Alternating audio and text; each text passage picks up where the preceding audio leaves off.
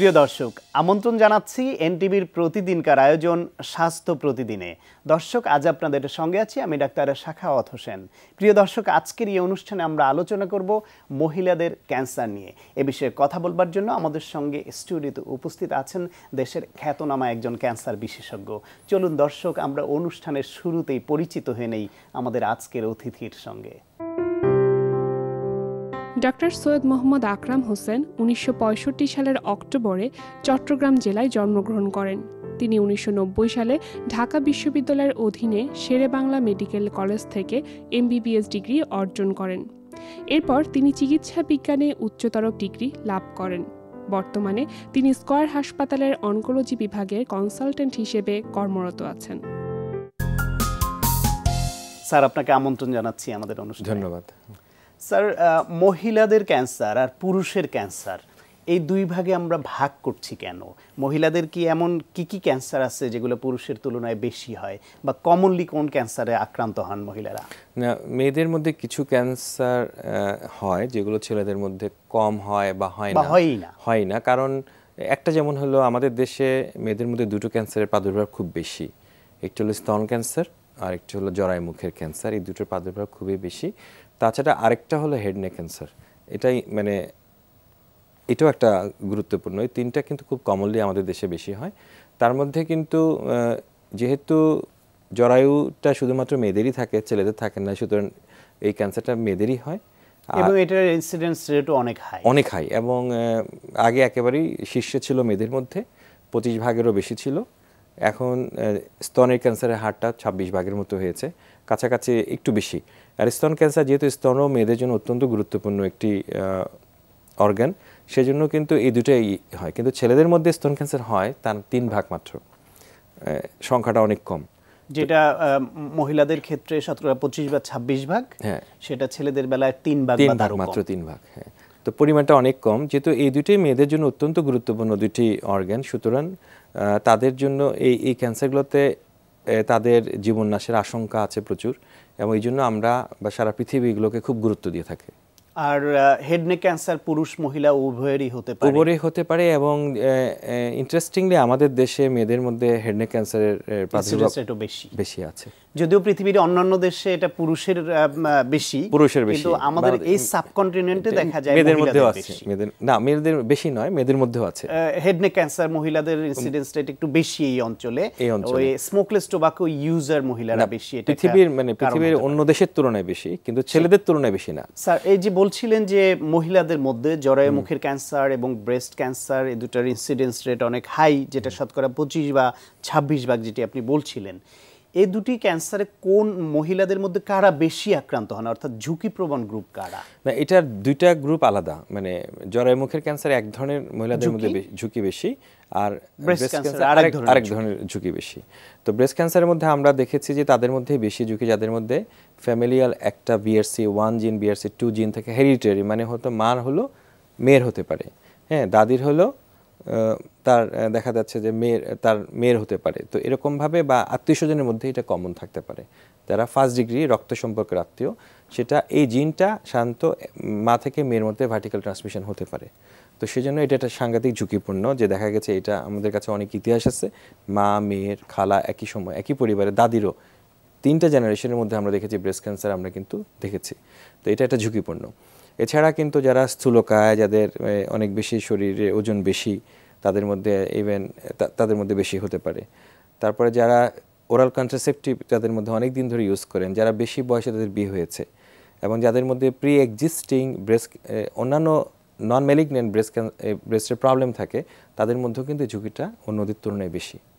একটা কথা আমরা শুনি অনেক সময় যে ব্রেস্ট ফিডিং করান যে মেয়েরা, তাদের ব্রেস্ট ক্যান্সার কম হয়। এই বিষয়ে আপনার মতামত? এটাও হ্যাঁ, এরকম একটা তথ্য আছে যে যাদের মধ্যে স্তন ক্যান্সার ঝুঁকিটা কম, সন্তানকে দুধ পান করালে, যারা স্তন্যপান করান, তাদের বেলায় ব্রেস্ট ক্যান্সার রেট কম। আর জরায়ু মুখের ক্যান্সারের জন্য ঝুঁকিপ্রবণ গ্রুপ কারা? জরায়ু মুখের ক্যান্সারের জন্য একটা কমন ইস্যু হলো যে ওরাল কন্ট্রাসেপটিভ কিন্তু জরায়ু মুখে যারা, তাদের মধ্যেও কিন্তু বেশি হতে পারে। এবং যাদের দ্বারা দেখছি অল্প বয়সে যাদের অল্প বয়সে বিয়ে হচ্ছে, এবং যাদের অনেক অধিক সংখ্যক বাচ্চা হচ্ছে, এবং যাদের অনেক বেশি অথবা যাদের অনেক বেশি পার্টনার থাকছে তাদের মধ্যে কিন্তু জরায়ুমুখের ক্যান্সার বেশি। কিন্তু এটার মূল কারণ কিন্তু হিউম্যান প্যাপিলোমা ভাইরাস, 99% ক্ষেত্রে হিউম্যান প্যাপিলোমা ভাইরাস। এই ভাইরাস দ্বারা আক্রান্ত হয়ে সেটা ক্যান্সারে রূপান্তর হচ্ছে। যদি একজন মহিলা আনফরচুনেটলি ব্রেস্ট ক্যান্সার বা জরায়ুমুখের ক্যান্সারে আক্রান্ত হয়ে পড়েন, সে অবস্থায় রোগ নির্ণয় হলো, তার চিকিৎসা দরকার, তার আধুনিক চিকিৎসা পদ্ধতি অনেক এগিয়েছে আমরা জানি। আগে এক সময় যেরকম বলা হতো যে ক্যান্সার হওয়া মানে জীবনের সব শেষ, এখন তার নয়, এটা পরিপূর্ণ আরোগ্যও সম্ভব আপনারা চিকিৎসা দিয়ে করে থাকেন। তো আধুনিক চিকিৎসা পদ্ধতি কি বলে, এর আরোগ্যের মাত্রা কতখানি উন্নতি হয়েছে এবং কি ধরনের চিকিৎসা আছে? না, এটা যদি আমরা স্তন ক্যান্সার একটা বিবেচনায় নিই, স্তন ক্যান্সারের ক্ষেত্রে আমরা বলি যে এখন বলি কিউরেবল ডিজিজ। যদি ঠিক সময়ে রোগী আসে তাহলে কিউরেবল ডিজিজ মানে সম্পূর্ণ আরোগ্য লাভ সম্ভব। কিন্তু স্তন ক্যান্সারের ক্ষেত্রে কিছু ঝুঁকি রয়ে গেছে। আমরা বলি triple negative breast cancer. Triple negative breast cancer হলো যে আমরা 3টা রিসিপ্টরের কথা বলি, oestrogen receptor, progesterone receptor, HER2 receptor, HER2 neu. এগুলো যাদের মধ্যে থাকে তাদের আমরা বলি প্রগনোসিস একটু বেটার দেন যাদের মধ্যে এটা নাই।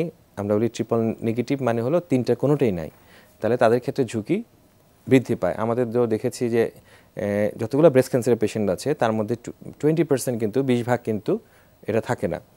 তো এদের চিকিৎসা পদ্ধতি একটু ভিন্ন, এদের ঝুঁকিটা একটু বেশি।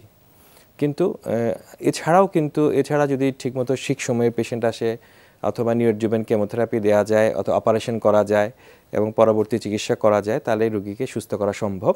কারণ হচ্ছে অপারেশনটা খুব ভালোভাবে করা যায়, হরমোন থেরাপি আমাদের একটা চিকিৎসার অংশ, এবং অনেক রোগীকে আমরা রেডিয়েশন থেরাপি দিয়ে চেস্ট রেডিয়েশন দিয়ে থাকি। যদি তার লসিকা গ্রন্থ ইনভলভ থাকে এগুলোতেও দিতে পারি। কিন্তু যদি সারা শরীরে অন্য জায়গায় ছড়িয়ে যায় সেক্ষেত্রে হয়তো আমাদের খুব বেশি করার কিছু থাকে না, কিন্তু রোগটাকে নিয়ন্ত্রণ করে এটাকে সার্ভাইভাল টাইমটাকে বাড়ানো যায় এবং তার কষ্টটা কমানো যায়। আর জরায়ুমুখের ক্যান্সারের বেলায় জরায়ুমুখের ক্যান্সারের চিকিৎসাটা অনেক আধুনিক হয়েছে এবং এটা আমরা অনেকভাবেই চিকিৎসা করতে পারি যদি খুব অল্প সময়ই কাজ করা যায়, মানে প্রথম দিকে যদি ধরা যায়। আমাদের দেশে যে ব্যবস্থাপনাগুলো আছে তার মধ্যে ভায়ার মাধ্যমে আমরা খুব দ্রুত ধরতে পারি। এবং আমি নিজে একটা স্লাম ক্লিনিকে কাজ করেছি করাইলে, হার্ভার্ড মেডিকেল ইউনিভার্সিটির সাথে আমরা একসাথে। তো সে সময় আমরা কিন্তু ভায়া টেস্টগুলো করতাম ওখানে, করাল স্লাম এখানে ঢাকার যে গুলশানের কাছে। তো সেখানে আমরা করতাম, আমি লিভ করতাম, আমরা ওখানে বসে যেই রুগীর খুব সামান্য পরিমাণ পাওয়া যেত সেখানে ওই অংশটুকু সামনেতে ছেঁচে ফেলে দিলে হতো। এটা ছেঁচে ফেলে দেওয়ার মতো একটা বিষয়, এটাকে আমরা লিভ বলি, এক ধরনের সার্জারি, লিভ টু ইলেকট্রোকুয়েশনের মতো বলি। তো সেটাকে আমরা যখন ফেলে দিই তখন কিন্তু দেখা যায় রোগী সম্পূর্ণ সুস্থ হয়ে যেতে পারে ওটাতেই শুধু, আর কিছু লাগে না। তো কিন্তু যদি এর থেকে বেশি ডেপনেস আসে, যে রোগটা আরেকটু বৃদ্ধি পায়, তাহলে সেক্ষেত্রে হয়তো ওই অংশটুকু কেটে ফেলা, যদি আরও বৃদ্ধি পায় তাহলে পুরো জরায়ুটা সহ কেটে ফেলা, যদি তার চাইতেও বেশি হয় সেক্ষেত্রে কেমোথেরাপি, রেডিওথেরাপি দুটো মিলে এবং ব্রাকিথেরাপি সহ দিয়ে পুরো চিকিৎসাটা সম্পন্ন করলে রোগীকে দীর্ঘদিন সুস্থ রাখা সম্ভব। তো এই যে রেডিওতে উভয় ক্ষেত্রে আপনি বলছিলেন যে কেমোথেরাপি এবং রেডিওথেরাপি দেয়া লাগে এবং ব্রাকিথেরাপির কথা আপনি বলছিলেন, এই বিষয়ে একটু শুনবো। শুরুতে একটু জানতে চাই যে রেডিওথেরাপি বা কেমোথেরাপির প্রতি মানুষের এক ধরনের ভীতি কাজ করে, এই ভীতির উৎসটা কি এবং সেটা কতখানি ওভারকাম করা গেছে? ভীতির উৎসটা হলো যে মানুষ প্রধান হলো যে কেমোথেরাপির ক্ষেত্রে আগে যেটা হতো যে মানুষ বমি হতো, তারপর তার চুল পড়ে যেত, অনেক অসুস্থ বোধ করতো। এইসব কারণে আগে মানুষ এই কেমোথেরাপির প্রতি অনেক বেশি ভয় পেত। এখন মানুষের মধ্যে সচেতনতা অনেক বৃদ্ধি পেয়েছে এবং আমরা দেখেছি যে একটা রোগী যখন আমাদের কাছে প্রথম আসেন তখন উনি এই কথাগুলি বলেন, ভয় পান, কেমোথেরাপি নিয়ে অনেক কথা বলেন, ভয় পান। কিন্তু যখন অন্য আরেকজন রোগীর সাথে উনি একই সময় 20-25 জন রোগী যখন কেমোথেরাপি একসাথে নেয় তখন তাদের এই ভয়টা থাকে না, অভিজ্ঞতা শেয়ার হচ্ছে, এবং তারা এইটাকে স্বাভাবিকভাবেই গ্রহণ করে। প্রথম সাইকেলে তার যে অভিজ্ঞতা থাকে পরের সাইকেলগুলোতে কিন্তু তার মধ্যে আর কোনো সংশয় বা কষ্ট থাকে না। আর রেডিয়েশন থেরাপির ক্ষেত্রে দেখা গেছে যে রেডিয়েশন থেরাপির সম্পর্ক বিকিরণ চিকিৎসা সম্পর্কেও এক ধরনের ভীতি কাজ করছে। কিন্তু দেওয়ার পরে বা এর পরে কিন্তু এই যারা নেন একবার চিকিৎসা তারা কিন্তু নিজেরাই অ্যাম্বাসেডর হয়ে যাওয়ার মতো অবস্থা হয়, কোনো সমস্যা হয় না। স্যার, খুব সংক্ষেপে আমরা অনুষ্ঠানের শেষ পর্যায়ে খুব সংক্ষেপে যদি একটু ব্রাকিথেরাপি সম্পর্কে বলেন যে এটি কি? ব্রাকিথেরাপিটা হলো আমাদের রেডিয়েশন থেরাপি দুই রকম, একটা হলো টেলিথেরাপি, একটা হলো ব্রাকিথেরাপি। ব্রাকিথেরাপিটা চিকিৎসাটা হলো যে টিউমারের কাছে যেখানে ক্যান্সারটা থাকে ঠিক তার কাছাকাছি জায়গাতে সরাসরি রেডিয়েশন দেওয়া। আর টেলিথেরাপিটা হলো দূর থেকে রেডিয়েশন দেওয়া, মানে রুগী টিউমারের থেকে একটু দূরে থেকে দেয়া। আর এটা হলো সরাসরি লাগানো অবস্থায় যে টিউমার, আমরা যে রেডিয়েশনটা একদম রেডিয়েশনের যন্ত্রটা বা যে জিনিসটা আমরা অ্যাপ্লিকেটর ইউজ করি সেটা টিউমারের গায়ে সরাসরি লেগে থাকে, ফলে এটা ইফেক্টিভ হয়। ওই জায়গাটাতে অনেক ইফেক্টিভলি কাজ করা যায় এবং সেটা আমাদের এখানে স্কয়ার হসপিটালও আছে এবং আমরা বিভিন্ন ক্যান্সারে এবং ব্রেস্ট ক্যান্সারও কিন্তু ব্র্যাকিওথেরাপি বিভিন্ন দেশে ব্যবহার করছে যদি টিউমার ছোট থাকে, কোনো ইভেন সেক্ষেত্রে সার্জারিও করে না। এটা অত্যন্ত আশার কথা যে এরকম আধুনিক চিকিৎসা আমাদের দেশেই হচ্ছে। আপনাকে অনেক ধন্যবাদ। আপনাকে ধন্যবাদ। প্রিয় দর্শক, আমরা শুনছিলাম মহিলাদের ক্যান্সার ও তার চিকিৎসা সম্পর্কে কিছু প্রয়োজনীয় তথ্য। আশা করি আপনাদের কাজে লেগেছে। আজকে শিশুদের ব্যায়ামের এই এপিসোডে আমরা ইউজ করব টিআরএক্স। টিআরএক্স বেসিক্যালি ইউজ করা হয়, যেটা আগের এপিসোডেও আমরা বলেছিলাম যে কমান্ডোজরা বা নেভি সিলসরা ইউজ করেন, যেহেতু তাদের মাসেলের অ্যাক্টিভেশনটা রাখার জন্য তাদের ওয়ার্কআউট করতে হয়, কিন্তু তারা অলওয়েজ অন দ্য মুভ থাকেন বলে তারা সব ইকুইপমেন্টস নিয়ে মুভ করতে পারেন না, ফলে এই টিআরএক্সটা ইউজ করেন। আমরা শিশুদের ক্ষেত্রে টিআরএক্সটা ইউজ করছি এজন্য যে রিংয়ের সাবস্টিটিউট হিসেবে। রিংয়ে ঝুললে পরে লম্বা হয়, এটা যেমন অনেকে এই ব্যাপারটা জানেন, এটা সঠিকই, কিন্তু রিংয়ের ব্যায়াম করার জন্য যে ধরনের ফিটনেস বা যে ধরনের সুপারভিশনটা লাগে টিআরএক্সে দেখা যাচ্ছে যে সে তার চেয়ে আরও সেফার ওয়েতে সেম কাজগুলোই করা যায়। পাশাপাশি রিংয়ের ব্যায়ামগুলোতে কয়েকটা লিমিটেড কিছু ব্যায়াম করা যায়, বাট টিআরএক্সে অনেক ধরনের মুভমেন্টগুলো করা যায়, ফলে এই ব্যায়ামগুলোতে ওর লম্বা হওয়া থেকে শুরু করে ওদের মাসেলের সব ধরনের সব অ্যাক্টিভিটিগুলো করা যায়। তো আমরা এখানে টিআরএক্সের আজকে দেখব পুল আপ। আমাকে এখানে ব্যায়ামটা দেখাবে ছোট বন্ধু লিও। ওকে লিও, প্রথমে বিগিনার ভার্সনটা দেখাও তুমি। লিও প্রথমে শুরু করবে, বেসিকটা দেখো, basic pull up. Okay, and go. Yes yes, 1 2 3 4। Okay, down. এবং যখন তুমি এভাবে ভালো পারছো তখন অ্যাডভান্স লেভেলে কি করতে হবে, পাটা স্ট্রেট করে ফেলে। ওকে, জাস্ট 2 টাইমস তুমি দেখাও কিভাবে অ্যাডভান্স লেভেলটা। And up. ইয়েস, এটা অনেক বেশি। Yes, okay, fine, thank you. আপ, নাইস। তো এখানে আমরা যেটা দেখলাম যে সে পুল আপ করলো। পুল আপ করার সময় তোমার কোন মাসলটায় বেশি স্ট্রেংথ পড়েছে বা তোমার কষ্ট হয়েছে কোন মাসলটায়, চেস্টে, আর্মসে নাকি লেগসে? হ্যাঁ, আর্মসে।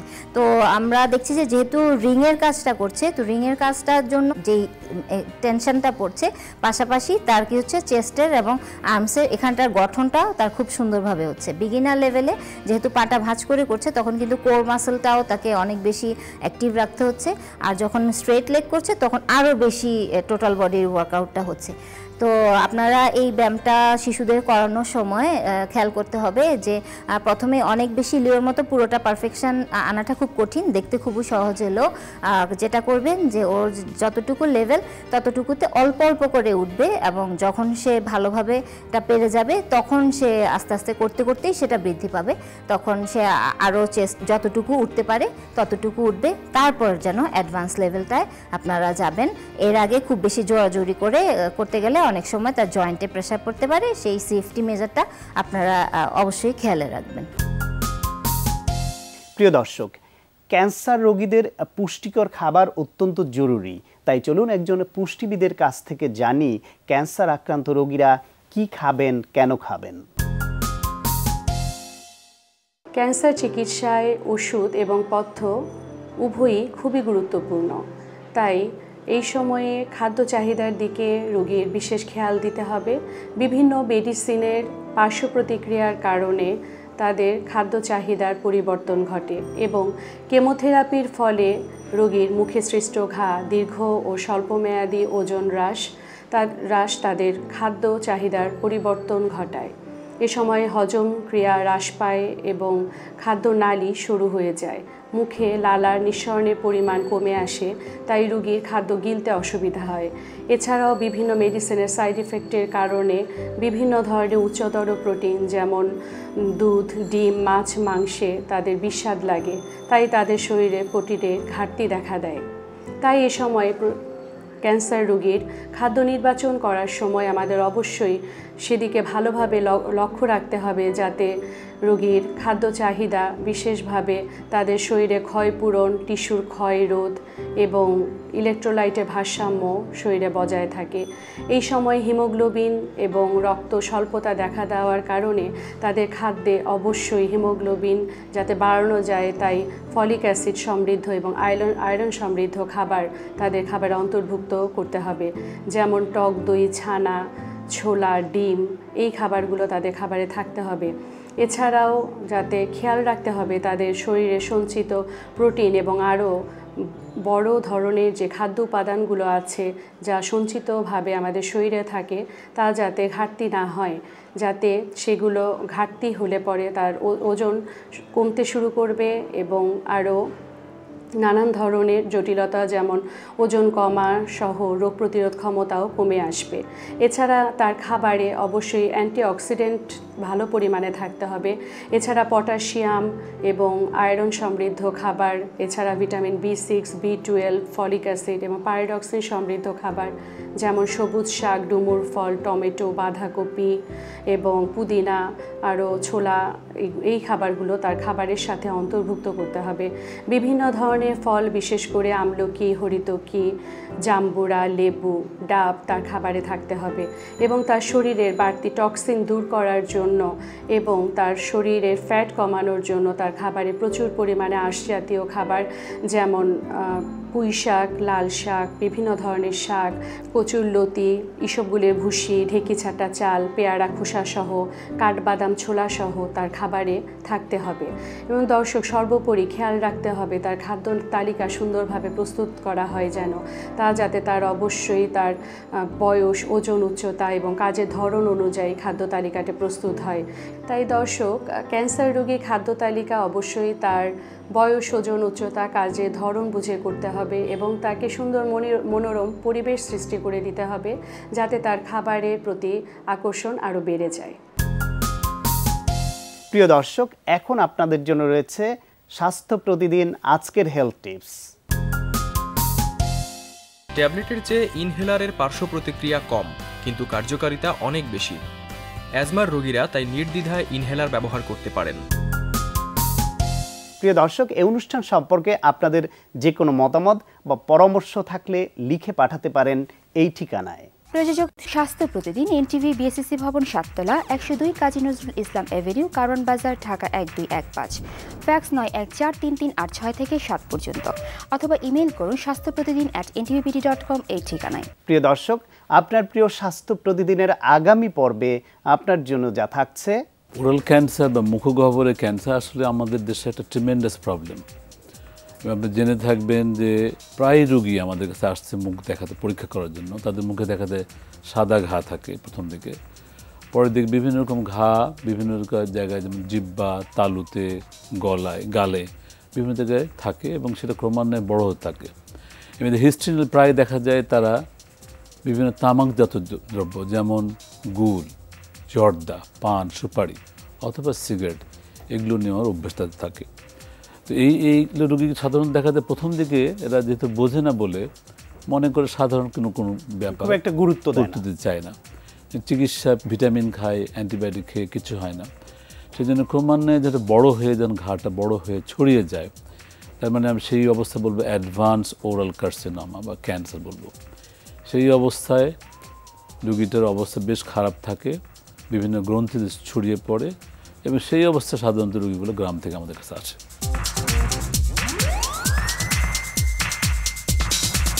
প্রিয় দর্শক, বিশ্বের যে কোনো প্রান্ত থেকে যে কোনো সময় এনটিভিতে সম্প্রচারিত আপনার প্রিয় স্বাস্থ্য প্রতিদিন অনুষ্ঠান দেখার জন্য ভিজিট করুন আমাদের পূর্ণাঙ্গ ওয়েব পোর্টাল www.ntvbd.com। দর্শক, আজ এ পর্যন্তই। সবাই ভালো থাকুন, সুস্থ থাকুন এবং অবশ্যই নিরাপদে থাকুন। দেখা হবে আগামীকাল ঠিক একই সময়ে নতুন কোনো অতিথি নিয়ে।